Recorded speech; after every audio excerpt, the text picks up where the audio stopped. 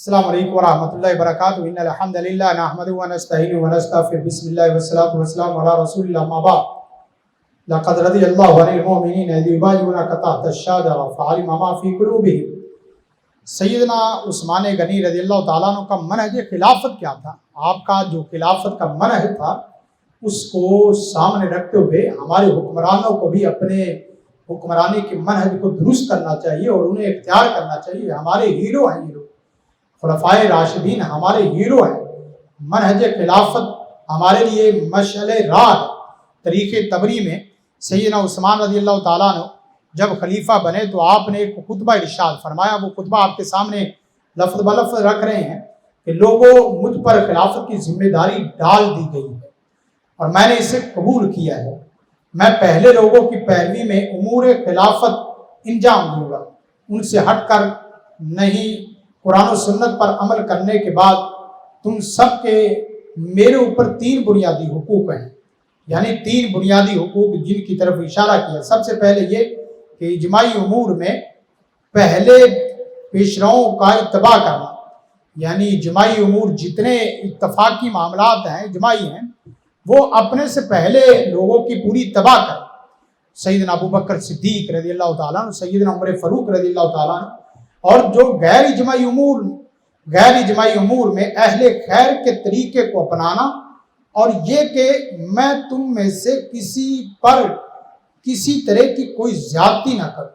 یہ بھی گویا کہ غیر اجماعی امور میں اہل خیر کے طریقے کو اپنانا، اور اجماعی امور میں شیخین کے اور پہلے جو اصحاب گزر گئے ان کے طریقے کو اپنانا۔ اور پھر ارشاد فرمایا، اور تم خود بھی ایسے کام نہ کرنا جن سے تم سزا کے مستحق بنو۔ دنیا کی بے ثباتی کو ہر وقت ملحوظ رکھو اور اس کے دھوکے سے بچتے رہنا۔ خلیفہ وقت کے ذہن میں دنیا کی بے ثباتی اور آخرت کا دوام ملحوظ خاطر ہو تو یقین کرے کبھی بھی عدل و انصاف سے ہٹی ہوئی بات نہیں ہوتی، عدل و انصاف سے ہٹا ہوا کوئی فیصلہ نہیں ہوتا۔ اور آپ کی جو خلافت کا منہج خلافت تھا، ان میں سب سے پہلی چیز قرآن و سنت اور شیخین سیدنا ابو بکر صدیق اور سیدنا عمر فاروق کے منہج و عمل کی اتباع کرنا، نمبر 1۔ نمبر 2 یہ تھا کہ قرآن و سنت اور شیخین سیدنا ابو بکر صدیق اور سیدنا عمر فاروق کے منہج و عمل سے دور ہونے کی صورت میں خلیفہ وقت اور دیگر احباب کا محاسبہ کرنا۔ جو ان کے طریقے سے ہٹے گا ان کا محاسبہ ہوگا، خود خلیفہ وقت کا بھی محاسبہ ہوگا اور عوام الناس کا بھی محاسبہ ہوگا۔ تو شیخین کتنے اہم ہیں خلیفہ ثالث اور خلیفہ راشد کے لیے، تو ہمارے لیے تو بہت ضروری ہے کہ ہم شیخین سیدنا ابو بکر صدیق اور سیدنا عمر فاروق اور اس کے ساتھ ساتھ خلیفہ ثالث سیدنا عثمان ذو النورین اور خلیفہ رابع سیدنا علی المرتضیٰ کی خلافت سے کچھ سبق سیکھیں۔ اور پھر اسی طرح نمبر 3 جو آپ نے جو منہج اختیار کیا، اقامت دین کے لیے ہر ممکنہ کوشش کرنی۔ ہم ہیں جو دنیا کے کاموں کے لیے اور اپنی جاہ و جلال کے لیے ہر ممکنہ کوشش کرتے ہیں، دین کی آبیاری کے لیے، دین کی سربلندی کے لیے، الہ کلمۃ اللہ کے لیے ہم اس طرح کوشش نہیں کرتے۔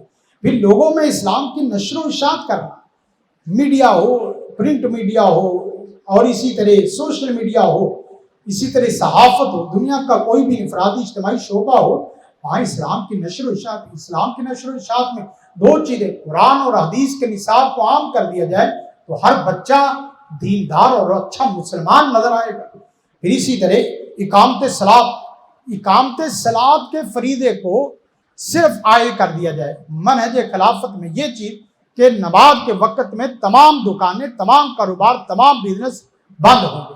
صرف اسی فریضے کو حاکم وقت، موجودہ حکمران اسی فریضے کو لے لے۔ نمازی ہوگا تو بندہ بے حیا نہیں ہوگا، نمازی ہوگا تو جھوٹ چھوڑ دے گا، نمازی اس کی چوری چھڑا دے گی، نمازی اس کے سارے غلط معاملات کو ختم کر دے گی۔ اس لیے کہ ان الصلاۃ تنہی عن الفحشاء والمنکر۔ پھر اس کے ساتھ ساتھ دین اور اس کے اصول و قواعد کی حفاظت، تنظیم و تعمیر مساجد کی تعمیر و مرمت کا، تعمیر آباد کاری کا کام، یہ بہت کام ہے۔ اس وقت معاف کرنا، مساجد اور مدارس یہ بے یار و مددگار چھوڑ دیے گئے، ان کے سرکاری جو بل وغیرہ ہیں، سرکاری جو اخراجات ہیں، سرکار تو وہی معاف نہیں کرتی. چاہے جائے کہ سرکار اس کو باقاعدہ پروموٹ کرے، سرکار ان کے خرچوں کو، اخراجات کو، جس طرح یونیورسٹی، کالجز، اسکول، ہمارے دنیاوی ادارے ہیں، ان کے اخراجات کو سرکار اپنے کھاتے میں ڈالتی ہیں، اسی طرح یہ مساجد اور مدارس کے اخراجات کو بھی حکومت اس کا بندوبست کرے. تو یہ بہت بڑی بات ہے. خلافت، منہج خلافت کی یہ ایک شک ہے. پھر اسی طرح امور حج کا اہتمام اور حجاج کے لیے سہولیات فراہم کرنا. اس وقت حج تقریباً 14، 15 اور 18 سے 20 لاکھ کا ہو گیا. حج مہنگا ہوتا جا رہا ہے. باہر کے عام ویزے، ممالک کے ویزے وہ سستے ہوتے جا رہے ہیں. ظلم و ستم، شرک و بدعات اور غیر شرعی اقوال و اعمال کو روکنا یہ باقاعدہ منہج خلافت میں تھا. ہمارے یہاں ناچ گانا اور باجا، اس طرح کی غیر شرعی اقوال، غیر شرعی حرکات و سکنات وہ باقاعدہ سرکاری طور پہ بھی کروائے جاتے ہیں. ہمیں ان سے ڈرنا چاہیے. اللہ کو کیا جواب دیں گے؟ ہمارا دائرہ کار نہیں ہے کہ ہم اسے روکیں. ہم جہاں روک سکتے ہیں، سمجھا سکتے ہیں، سمجھاتے ہیں. ہم اپنے حکمرانوں کو یہ اپنا پیغام دے رہے ہیں کہ ان چیزوں کو سمجھے. شرعی حدود کا نفاذ، قتل ہے، شراب ہے، چوری ہے، زنا ہے اور ارتداد ہے، اس طرح کی جتنی بھی حد بندیاں ہیں، حدود نفاذ کا سسٹم ہے. ہمارے لوگ چور کا ہاتھ کاٹ دیں، چوری نظر نہیں آئے گی. زانی کو رجم کر دیں یا اسی طرح کوڑے لگا دیں، پورے ملک میں بے حیائی نظر نہیں آئے گی. قتل کا بدلہ قتل رکھ دیں تو قتل و غارت ختم ہو جائے گا. اسی طرح مسلمان کی جان، مال، عزت اور صحت کے تحفظ کا پورا نظام تھا. صوبوں میں امن و امان فراہم کرنا، غلبہ دین کے لیے دعوت و جہاد کرنا، رضاکار مجاہدین کو جہاد پر روانہ کرنا، ادائے دشمن یعنی دشمنوں کے خلاف پورا مسلمانوں کا اور اسی طرح ملکوں کا پورا تحفظ کرنا، ملکی سرحدوں کا تحفظ کرنا، یہ منہج خلافت میں تھا.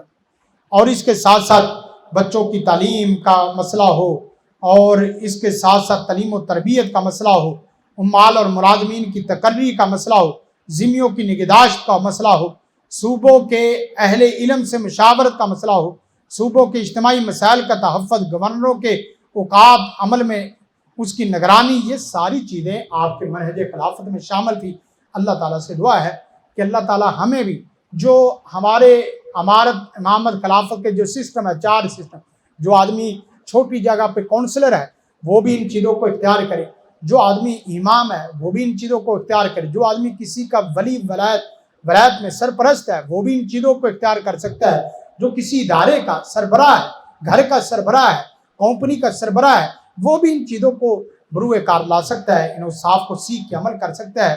اللہ تعالیٰ سے دعا ہے اللہ تعالیٰ ہمیں فرد اور معاشرے دونوں حیثیتوں میں منہج خلافت کو اور اللہ رسول کے احکامات کو، خلفائے راشدین کے نظام حیات کو اور ان کے طرز زندگی کو اپنانے کی توفیق عطا فرمائے.